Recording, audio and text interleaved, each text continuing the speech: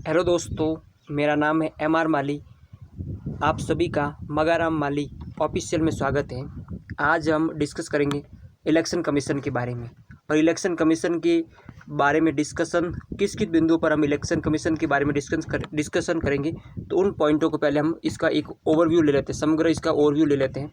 तो सबसे पहले हम जो निर्वाचन जो कमीशन है, यानी जो इलेक्शन जो कमीशन है, उस इलेक्शन कमीशन से संबंधित कुछ प्रमुख जो बिंदु है उनको देखेंगे। उसके बाद में फिर हम जो इलेक्शन जो कमीशन है, उस इलेक्शन कमीशन की जो नियुक्ति किस तरह से होती है उसके बारे में हम देखेंगे। उसके बाद में जो इलेक्शन कमीशन की जो संरचना यानी किस तरह का जो स्ट्रक्चर होता है उसके बारे में हम पढ़ेंगे। उसके बाद में अगला जो पॉइंट हमारा होगा, उनको किस तरह से जो पद से हटाया जाता है तो उसके बारे में हम देखेंगे।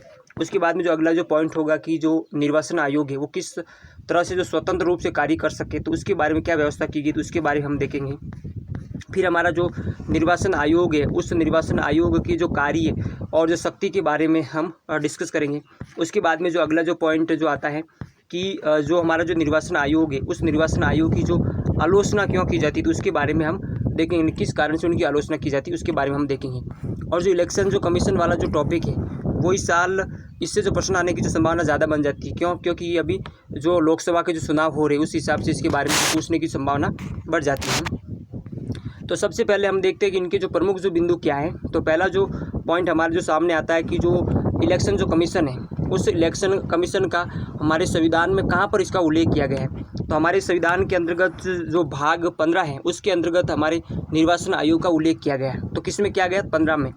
तो अब इस 15 को हम याद कैसे रखेंगे कि जो 15 में हमारे जो निर्वाचन आयोग का उल्लेख किया गया है तो उसको हम कैसे जो याद रखें। तो उसको याद रखने का जो सिंपल सा तरीका है कि हमारे जो इंग्लिश के जो अल्फ़ाबेट होते हैं उस अल्फ़ाबेट में जो ई जो आता है, इलेक्शन में ई आता है, इलेक्शन में जो ई आता है वो ई कितने पर आता है? तो 5 पर आता है। ई कितने पर आता है? 5 पर।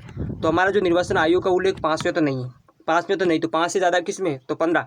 वापस जो 5 किस में आएगा? 15 में आएगा। तो 15 में हमारे निर्वाचन आयोग का उल्लेख है। यानी जो हमारा जो इलेक्शन कमीशन है उसका जो भारतीय संविधान के जो भाग 15 में उसका उल्लेख है। इसका मतलब क्या हो गया कि एक संवैधानिक बॉडी है। क्या हो जाएगा इसका मतलब?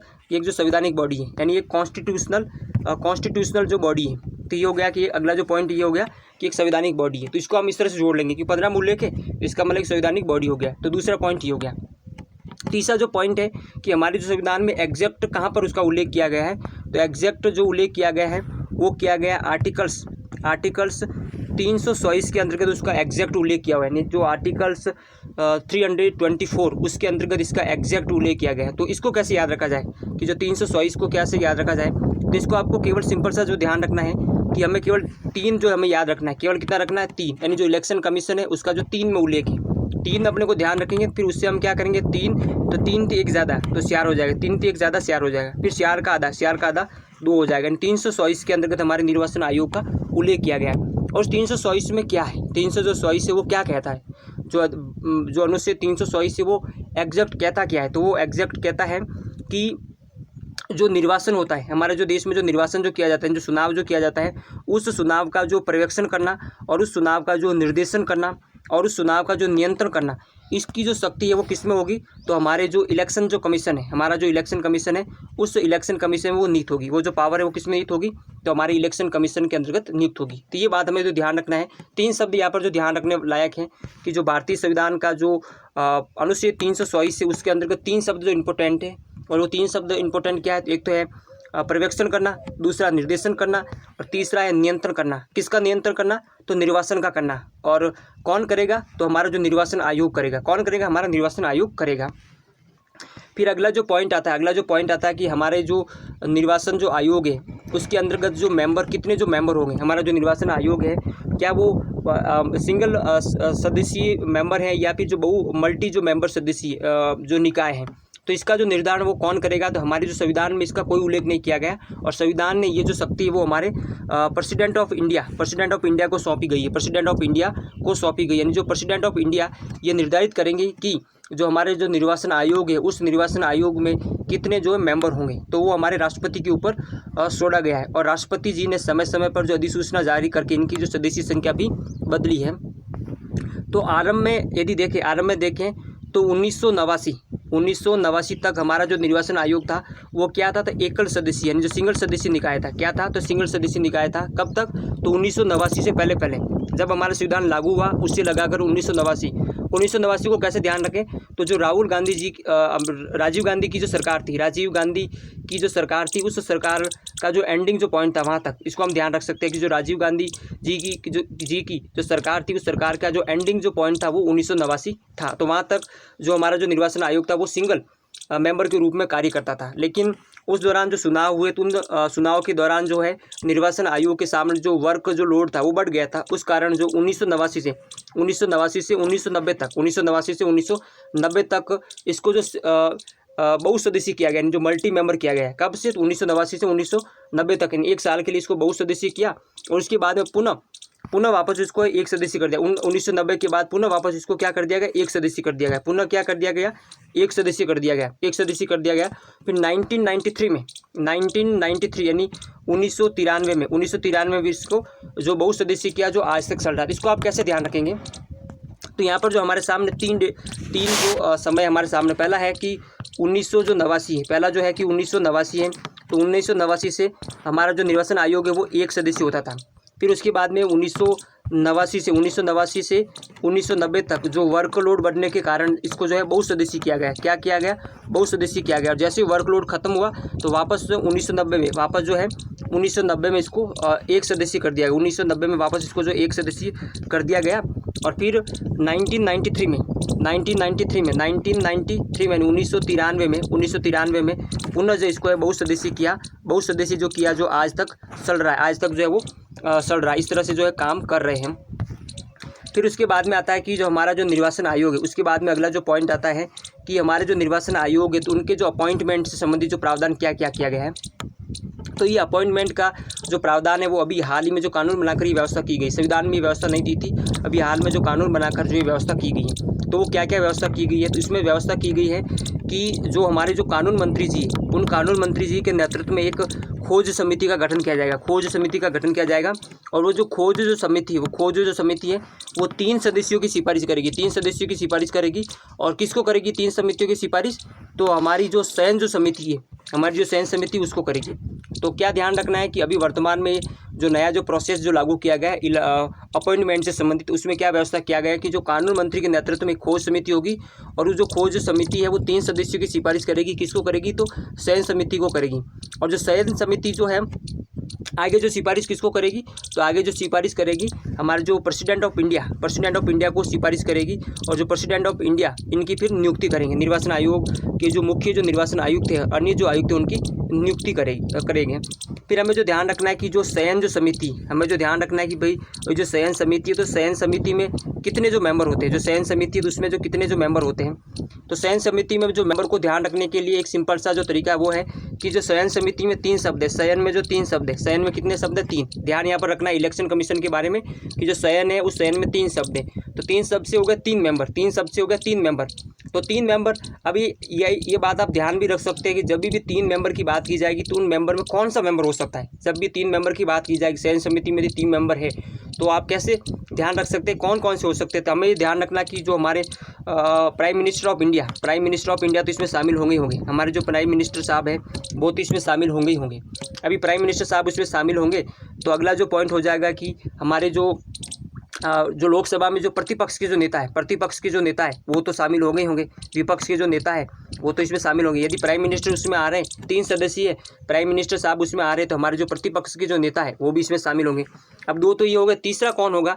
तो तीसरा अब एक फेयर जो सदस्य चुना जाएगा, क्योंकि तीसरा यदि गृह मंत्री को चुन लिया जाएगा तो फिर सत्ताधारी दल का हो जाएगा। तो एक जो है वो फेयर जो सदस्य चुना जाएगा, और वो फेयर जो सदस्य कौन होगा? तो कैबिनेट मंत्री होगा। कोई कैबिनेट मंत्री होगा, चाहे सत्तारूढ़ का हो या कोई दूसरा भी हो सकता है, लेकिन कैबिनेट का जो मंत्री होगा तो उसको जो शामिल किया जाए। तो आप ध्यान रख सकते हैं कि जो 3 सदस्यीय की बात की जा रही है, चयन समिति 3, तो हमारे जो प्रधानमंत्री जी होंगे, इसके अलावा जो लोकसभा उसमें जो विपक्ष का जो नेता होगा वो उसमें शामिल होगा, प्रतिपक्ष का। और एक जो है केंद्रीय मंत्री होंगे, केंद्रीय जो है कैबिनेट जो मंत्री उसमें होंगे, केंद्रीय जो कैबिनेट जो मंत्री है वो इसमें होंगे। इसमें मंत्री यहाँ से निकल गए, ठीक है। फिर उसके बाद में जो आता है कि जो हमारा जो इलेक्शन कमीशन है उसकी जो संरचना यानी उसका जो स्ट्रक्चर क्या है, स्ट्रक्चर के बारे में देखें तो स्ट्रक्चर के बारे में पहला जो पॉइंट आता है कि हमारा जो निर्वाचन आयोग है उसके अंतर्गत 3 सदस्य होते हैं। मतलब जो 3 जो लोग होते हैं, 3 जो कह सकते हैं कि जो मेंबर होते हैं, तो उन 3 मेंबरों में से एक जो मेंबर होता है वो हमारा होता है मुख्य निर्वाचन आयुक्त। मुख्य जो निर्वाचन आयुक्त, जो तीन उसमें होते हैं, उन तीनों में से जो एक होता है हमारा जो मुख्य जो निर्वाचन आयुक्त होता है। कौन होता है? मुख्य निर्वाचन आयुक्त होता है। और जो दो इसमें कौन होते हैं? तो दो जो इसमें होते हैं अन्य जो निर्वाचन आयुक्त होते हैं। दो जो उसमें क्या होते हैं, हमारा जो जो निर्वाचन आयोग है, उस निर्वाचन आयोग के अंतर्गत एक तो हमारे होते हैं मुख्य निर्वाचन आयुक्त, और उसके बाद में दो जो इसमें कौन होते हैं? तो दो इसमें जो है अन्य जो निर्वाचन आयुक्त होते हैं। दो इसमें जो अन्य जो निर्वाचन आयुक्त होते हैं। ये पॉइंट हमें ध्यान रखना है। इसके अलावा जो हमें जो मेन जो यहाँ पर जो पॉइंट जो ध्यान रखना है कि जो तीनों जो आयुक्त हैं, यहाँ पर जो देखा जाए मुख्य निर्वाचन आयुक्त प्लस जो अन्य जो आयुक्त हैं, उनके जो वेतन हैं और उनके जो भत्ते हैं वो उच्चतम न्यायालय, हमारा जो सुप्रीम कोर्ट ऑफ इंडिया, तो सुप्रीम कोर्ट के जो न्यायाधीश, यहाँ पर भी जो ध्यान रखना, सुप्रीम कोर्ट के न्यायाधीश हैं, मुख्य न्यायमूर्ति नहीं है, न्यायाधीश, उनके न्यायाधीश के समान होंगे। इसके बाद में जो अगला जो पॉइंट है वो है कि जो तीनों जो आयुक्त हैं, उन तीनों आयुक्तों की जो शक्ति है वो शक्ति क्या होगी? समान होगी। यहाँ पर कोई किसी को सुप्रीमेसी या फिर किसी को जो है अधिक पावर नहीं दिया, तीनों को जो इक्वल रखा गया है, तीनों को जो समान रखा गया है। और जो तीनों जो निर्णय लेंगे तो वो सर्वसहमति से लेंगे, सर्वसहमति से जो है वो निर्णय लेंगे। इसके अलावा अगला जो पॉइंट यहाँ पर जो आता है कि इनका जो कार्यकाल है वो कितना होगा? तो इनका जो कार्यकाल है वो 100 वर्ष होगा। इनका जो कार्यकाल है 100 वर्ष या 65 वर्ष की आयु होगा इनका कार्यकाल। तब यहाँ पर जो ध्यान कैसे रखे कि ये जो संरचना वाला जो टॉपिक है, संरचना वाला जो टाइटल है, उस टाइटल में कौन कौन सी बिंदु है? तो संरचना में जो शब्द आया स, संरचना में जो आया शब्द आया स, तो स से हम क्या ध्यान रख सकते हैं? तो स से हम ध्यान रख सकते हैं, क्या ध्यान रख सकते हैं कि हमारा जो निर्वाचन आयोग है, स से क्या ध्यान रख सकते? स हो गया। तो स से हम क्या ध्यान रख सकते हैं? स का आधा कितना हो जाएगा? 3। स का आधा कितना हो जाएगा? 3। यानी हमारा जो निर्वाचन आयुक्त है उसके अंदर 3 जो आयुक्त होंगे, उन 3 आयुक्तों में से एक जो हो गए मुख्य निर्वाचन आयुक्त होंगे। इसके अलावा जो 2 जो अन्य जो निर्वाचन आयुक्त होंगे। तो स से ये हो गया। तो स से संरचना, स से स, तो स का आधा 3। 3 के अंदर 3 जो मेंबर होंगे, इसमें एक मुख्य निर्वाचन आयुक्त और 2 जो होंगे अन्य। फिर इसी स से हम ध्यान रखेंगे सुप्रीम कोर्ट। स से रखेंगे सुप्रीम कोर्ट। एंड जो सुप्रीम कोर्ट के जो न्यायाधीश है, उन न्यायाधीश का जो वेतन है, उस न्यायाधीश के वेतन के समान ही हमारे जो निर्वाचन आयोग के जो आयुक्त है उनको जो वेतन और भत्ते जो प्रदान किए जाएंगे। फिर इसी स से हम ध्यान रखेंगे कि इनकी जो शक्तियाँ है, जो तीनों जो आयुक्त हैं, उन आयुक्तों की जो शक्तियाँ है वो समान, इसी स से हम ध्यान रखेंगे समान है। फिर उसी स से हम ध्यान रखेंगे कि जो तीनों जो निर्णय लेंगे वो सर्वसहमति से लेंगे। कैसे निर्णय लेंगे? तो सर्वसहमति से जो निर्णय लेंगे।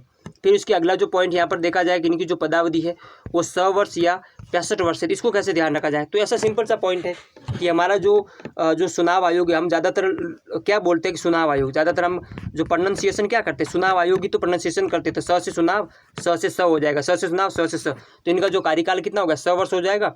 और इनकी जो रिटायरमेंट की जो डेट क्या होगी? तो जो केंद्र की बात हो रही है, तो केंद्र में जो 65 वर्ष है, राज्यों का होता तो 62 वर्ष होता, केंद्र की बात हुई तो 65 वर्ष हो जाएगा। सिंपल सा पॉइंट है। फिर उसके बाद में आता है कि इनको जो पद मुक्त कैसे किया जाएगा, मतलब उनको जो है मतलब कि उनको जो कब कैसे हटाया जा सकता है, उसको हटाने के लिए क्या प्रोसेस है। तो हटाने के लिए जो प्रोसेस है कि वो जो हमारे जो निर्वाचन आयुक्त हैं, उस निर्वाचन आयोग के अंतर्गत जो मेंबर प्लस जो मुख्य जो निर्वाचन आयुक्त है, वो अपना जो त्याग पत्र, अपना जो इस्तीफा वो किसको देंगे? प्रेसिडेंट ऑफ इंडिया को देंगे। ये ध्यान रखना, किसको देंगे? तो प्रेसिडेंट ऑफ इंडिया को देंगे। ये पॉइंट हमें ध्यान रखना कि उनका यदि वो स्वयं त्याग पत्र देना चाहते हैं तो वो त्याग पत्र किसको देंगे? तो हमारे प्रेसिडेंट ऑफ इंडिया को देंगे। बराबर, ये ध्यान रखना। मेन जो पॉइंट यहाँ पर ये ध्यान रखना है। ऐसा नहीं है कि ऐसा नहीं कि जो अन्य जो आयुक्त है अपना जो त्याग पत्र है वो मुख्य निर्वाचन आयुक्त को देंगे। तो इस तरह की जो स्टेटमेंट है वो गलत हो जाएगी। क्यों? क्योंकि अपना जो त्याग पत्र वो राष्ट्रपति जी को देते हैं।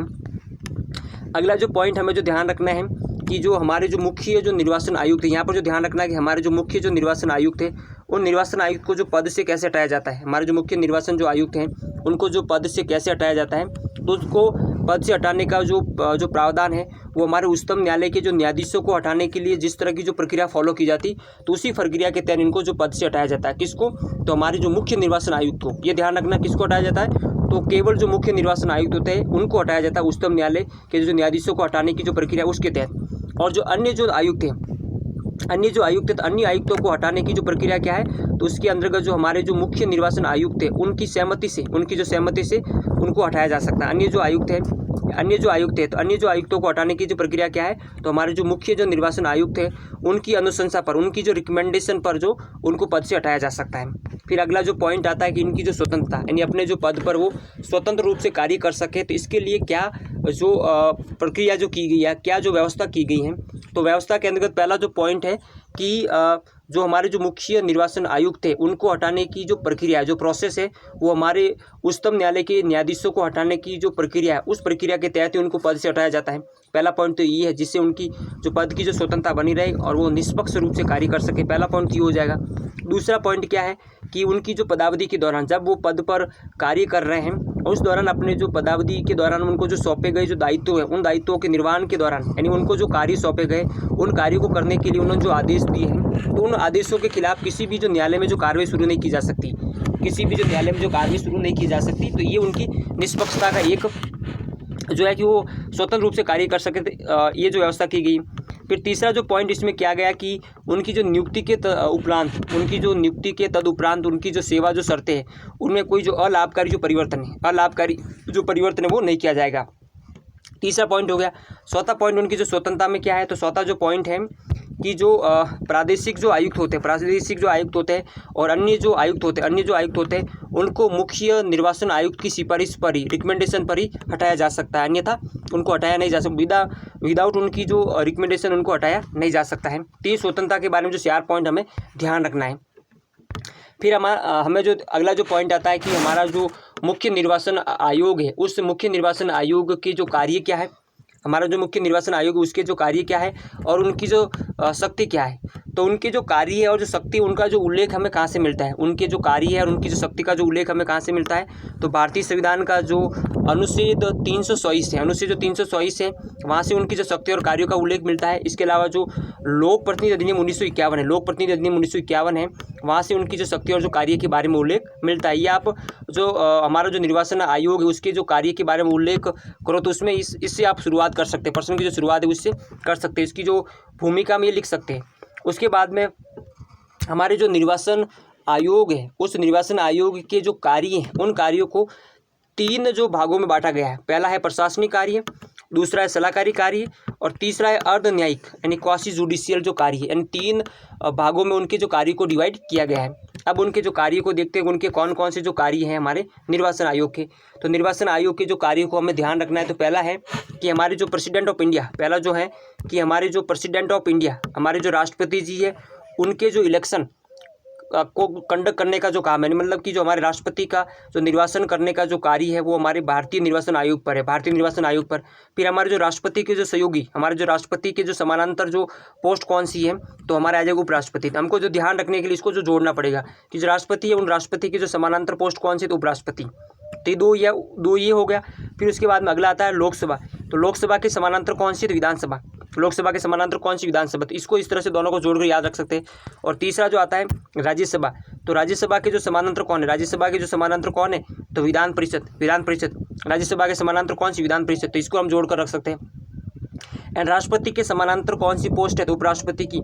लोकसभा के समानांतर कौन सा जो असेंबली है, तो विधानसभा। और राज्यसभा के समानांतर कौन सी, तो विधान परिषद। यानी इन सबों के जो चुनाव कराने का जो कार्य है, संचालन कराने का जो कार्य है, वो हमारे मुख्य निर्वाचन आयुक्त यानी जो भारत के जो निर्वाचन आयोग है उसका कार्य है, ये ध्यान रखना है। इसके अलावा हमारा जो निर्वाचन आयोग है, वो निर्वाचक जो नामावली है, वो तैयार करता है। हमारा जो निर्वाचन आयोग है वो निर्वाचक जो नामावली, निर्वाचकों की जो नामावली वो तैयार करने का जो काम है हमारा निर्वाचन आयोग करता है। इसके अलावा जो योग्य जो मतदाता है, जिनकी 18 वर्ष हो चुकी है, यानी जो योग्य जो मतदाता है, तो उन योग्य मतदाताओं को जो पंजीकृत करने का जो काम है कौन करता है, तो हमारा चुनाव आयोग करता है। तीसरा जो पॉइंट है कि किसी भी जो चुनाव की, कोई जो चुनाव है उस चुनाव की जो तारीख की जो घोषणा करना और उस चुनाव का जो समय जो सारणी यानी जो चुनाव वो कब कब होंगे और किस किस डेट को जो चुनाव होगा, तो उसका भी जो निर्धारण करने का जो काम है वो हमारे निर्वाचन आयोग के पास में होता है। जो चुनाव की तारीख की घोषणा करना और जो चुनाव वो कब कब होंगे, उसकी जो समय जो सारणी है, किस तारीख को कहाँ का जो चुनाव होगा, तो ये भी हमारे जो निर्वाचन आयोग है वो करते हैं। इसके अलावा जो नामांकन जो पत्र आते हैं, उन नामांकन पत्रों का जो परीक्षण करना, उसको एग्जामिन करने का जो काम है वो भी हमारे निर्वाचन जो आयोग है करते हैं। उसके बाद में जो अगला जो पॉइंट आता है कि जो राजनीतिक जो दल होते हैं, पॉलिटिकल जो पार्टीज होती है, उन पॉलिटिकल पार्टीज़ को जो एक तो मान्यता देना, जो पॉलिटिकल जो पार्टीज होती है उनको जो मान्यता देना। दूसरा कि जो पॉलिटिकल जो पार्टीज होती है उनको जो है चुनाव चिन्ह जो आवंटित करना, चुनाव चिन्ह जो आवंटित करने का जो कार्य है वो किसका है, तो हमारे निर्वाचन आयोग का है। उसके बाद में अगला जो पॉइंट है, इसी से समानांतर पॉइंट है कि जो राजनीतिक दलों को जो मान्यता प्रदान करने, राजनीतिक जो दल है उनको मान्यता प्रदान करने और उनको जो निर्वाचन चिन्ह जो आवंटित करने संबंधी कोई विवाद होता है तो उस विवाद का जो निराकरण करने का काम भी जो हमारे निर्वाचन जो आयोग के पास में होता है वो उनका निराकरण करते हैं। इसके अलावा अगला जो पॉइंट है कि जो राजनीतिक जो दल है एवं जो उम्मीदवार है उनके लिए जो आचार संहिता, हमारे जो पॉलिटिकल जो पार्टीज़ है और जो उम्मीदवार हैं, जो रिप्रेजेंटेटिव हैं, तो उन रिप्रेजेंटेटिव के लिए जो आचार संहिता है वो निर्मित करने का जो काम किसका है, हमारे निर्वाचन आयोग का है। उनके द्वारा जो है उसका जो निर्धारण किया जाता है कौन कौन से जो पॉइंट इसमें शामिल किए जाए। इसके अलावा जो अगला जो पॉइंट हमारे जो सामने आता है वो आता है कि जो राजनीतिक जो दल है यानी जो पॉलिटिकल जो पार्टीज़ हैं उन पॉलिटिकल पार्टीज़ की जो पॉलिसी है उन पॉलिसी के प्रसारण के लिए जो रेडियो और जो टेलीविज़न है उस टेलीविज़न पर जो कार्यक्रम की जो सूची तैयार करने का जो काम है वो किसका होता है, तो हमारे निर्वाचन आयोग का होता है। इसके बाद में अगला जो पॉइंट हमारे जो सामने आता है कि जो संसद जो सदस्य हैं उनकी जो निरहता संबंधी कोई मामला है, संसद जो सदस्य उनकी जो निरहता संबंधी जो मामला है तो उसके बाद उससे संबंधित जो सलाह है हमारे जो प्रेसिडेंट ऑफ इंडिया को देना, उससे संबंधित जो सलाह है वो हमारे राष्ट्रपति जी को देना।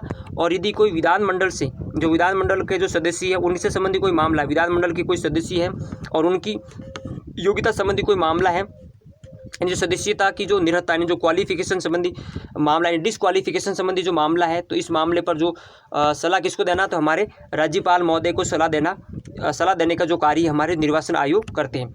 अब जो हम ध्यान रख सकते हैं कि जो निर्वाचन आयोग उसके जो कार्य कौन कौन से हैं, तो उन कार्यों के अंतर्गत हम पहला जो पॉइंट कह सकते हैं कि जो मतलब एक दूसरे से इंटरकलेक्ट होते हैं। जैसे कि पहला हो गया कि राष्ट्रपति, उसके समानांतर उपराष्ट्रपति, फिर है लोकसभा और उसके बाद में जो विधान सभा और इसके बाद में जो विधानसभा होगी उसके बाद राज्यसभा और विधान परिषद का जो निर्वाचन कराना।